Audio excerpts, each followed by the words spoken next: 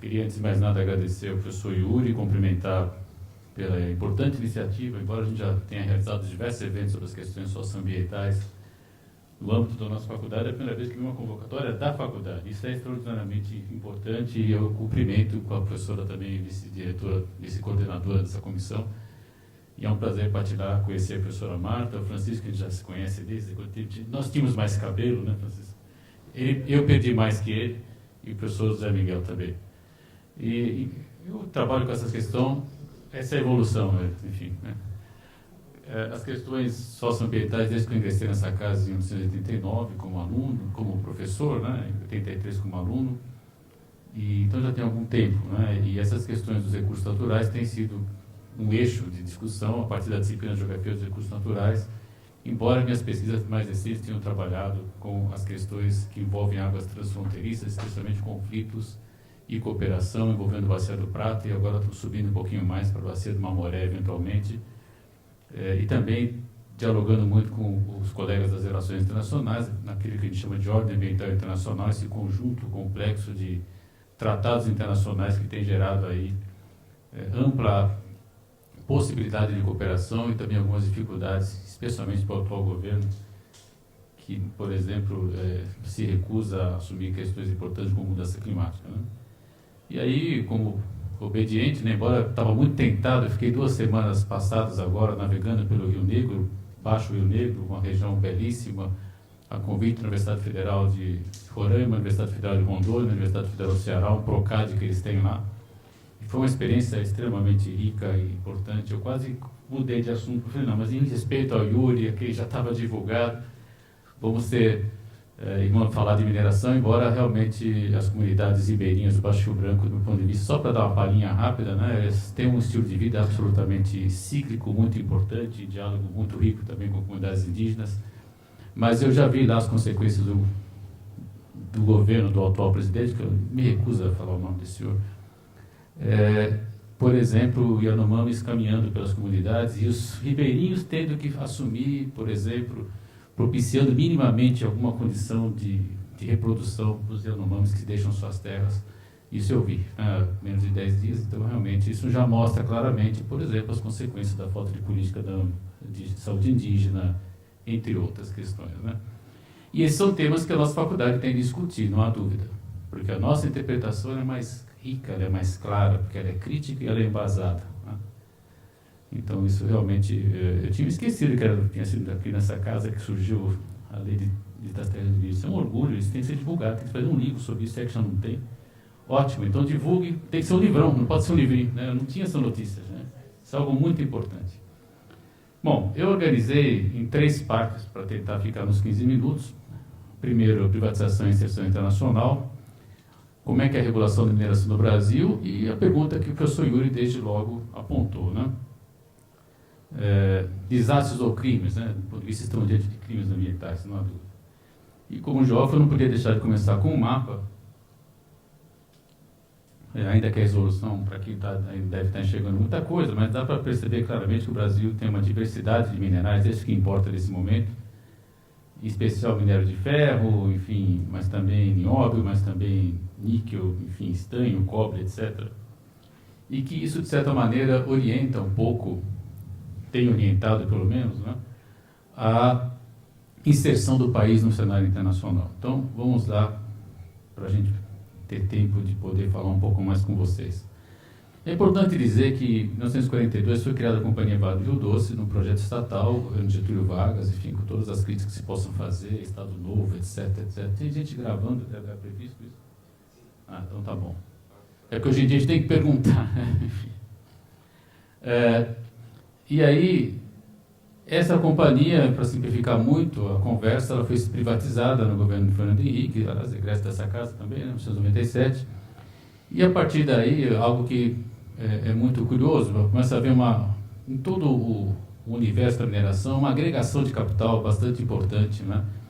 E que em linhas muito rápidas torna a Companhia Vale do Rio Doce, hoje a Vale, né, como ela acabou assumindo o nome, com a maior exportadora de minério de ferro e de níquel do mundo, né? E isso torna a Vale, de fato, um grupo, né, uma empresa de extrema relevância para as divisas brasileiras, considerando principalmente a nossa economia, infelizmente, cada vez mais se tornou exportadora de produtos primários. Então, grande parte dos crimes ambientais que a gente assiste envolvendo Brumadinho, Mariana, enfim, entre outros, tem relação direta com a maneira pela qual o Brasil se insere no cenário do sistema mútuo contemporâneo, que é uma visão periférica, uma visão de fornecedor de insumos, né? De um lado, soja, ainda café e principalmente a mineração, né?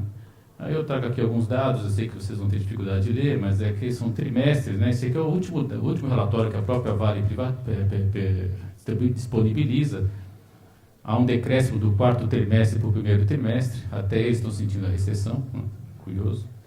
E mais curioso porque eles dependem, inclusive, de exportação para o mercado chinês, mas nos relatórios eles dizem que o grande problema foi realmente Brumadinho, eles não estavam esperando e parece que houve um problema de fornecimento, de exportação para outros polos, outros países, né? E o que é importante chamar a atenção em termos geográficos, o sistema norte, né, é o grande, estamos falando de Carajás, e o sistema sudeste é o segundo maior produtor, especialmente de minério de ferro, que estão falando de Minas Gerais. Você vai começar a entender os nomes de Mariana, não sei se vocês conseguem ler, enfim, estou tentando mostrar para vocês aqui. Enfim, algumas das localidades, né, que aparentemente se tornaram aí quase que associação com desastres, com mortes, enfim, com devastação ambiental em larga escala, né? O que é importante lembrar é que a Vale hoje ela tem uma composição de acionistas bastante peculiar, né? 46,4% são investidores estrangeiros. E aí a gente tem que começar a discutir, né? Quem são os responsáveis por esses crimes, né?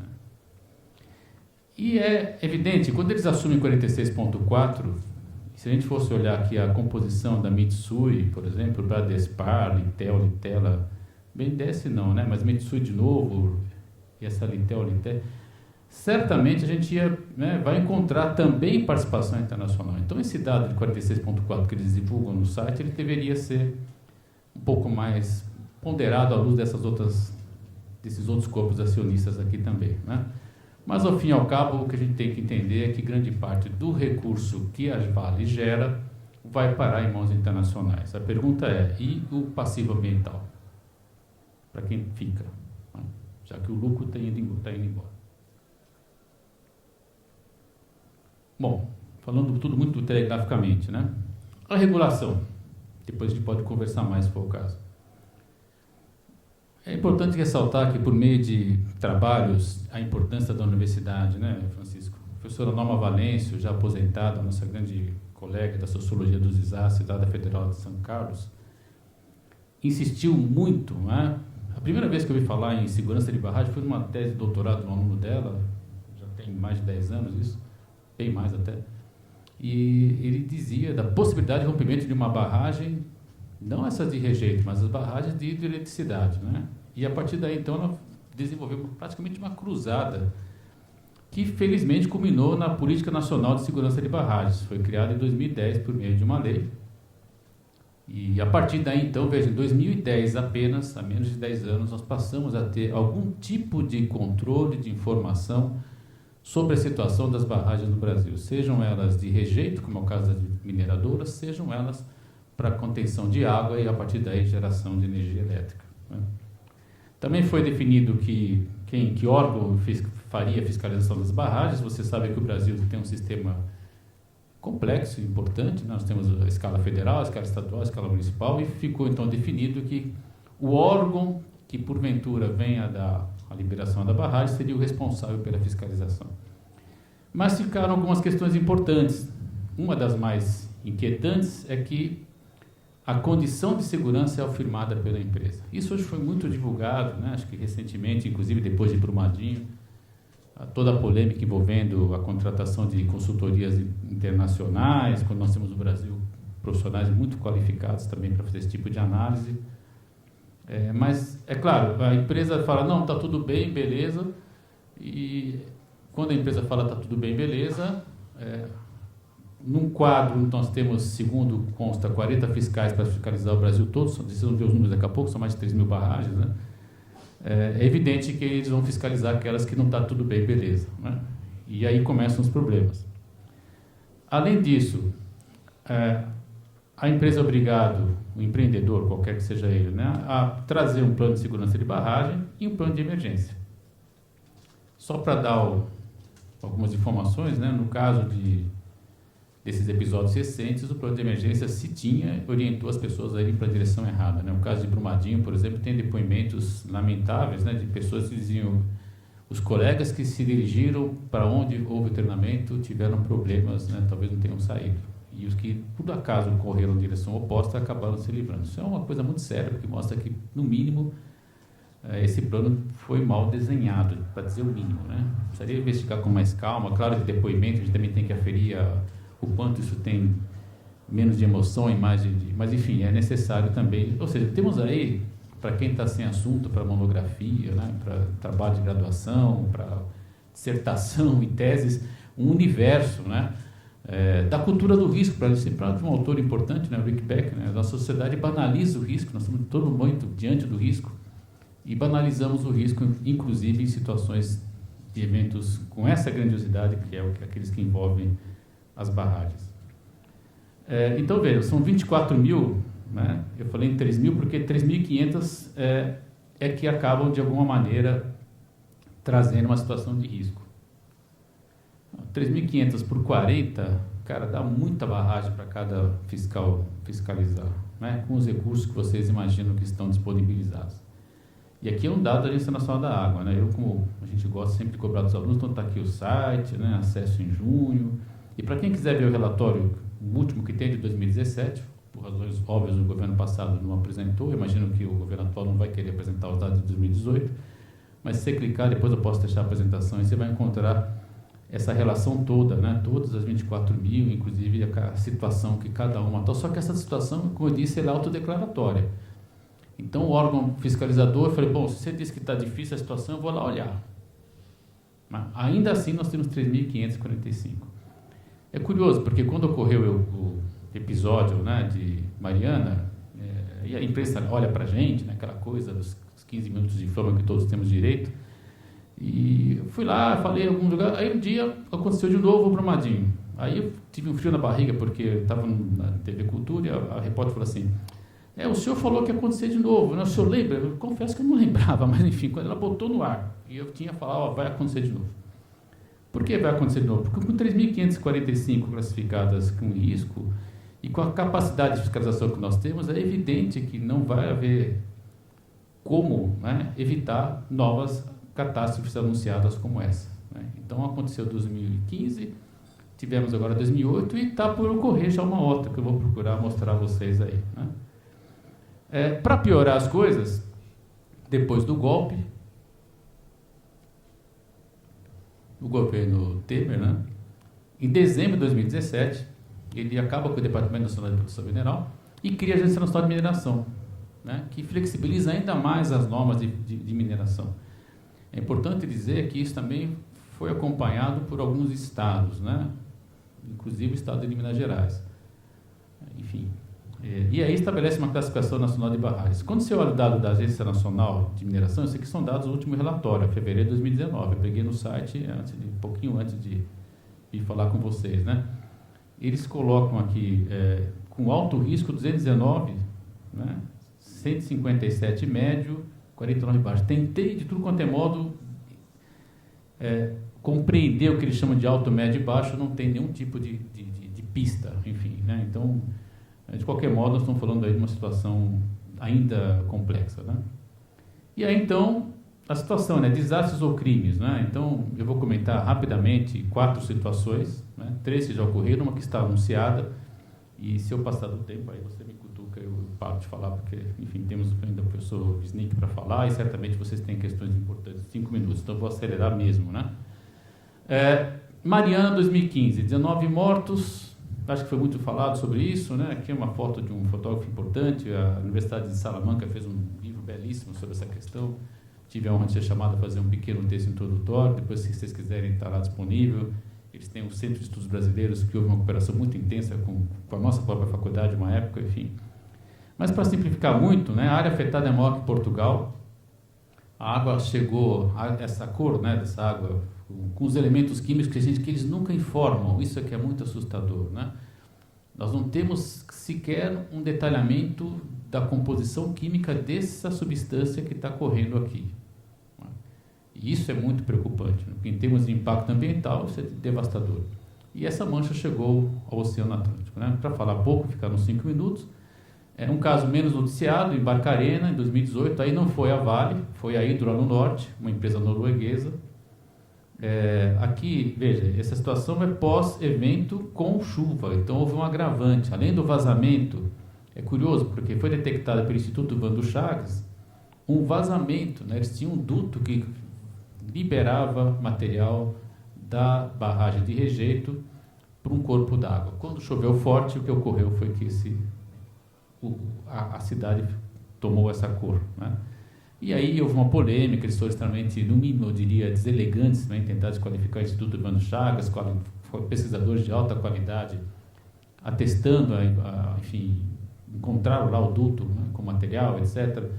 Enfim, para acelerar também, Brumadinho, mais recente, uma situação ainda mais traumática, 246 mortos, 24 desaparecidos, é o maior acidente de trabalho que o Brasil tem registro. Por que acidente de trabalho?